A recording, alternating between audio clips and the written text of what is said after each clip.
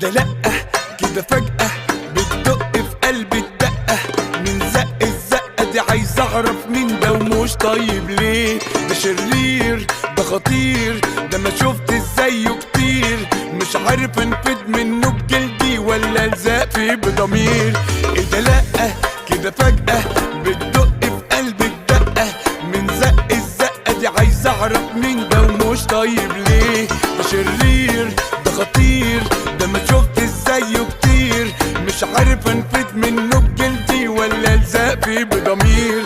انا شكلي هو جمد قلبي واقرب منه والاغيه، وهبص في عينه يميل جنبي ونرقص عالتربة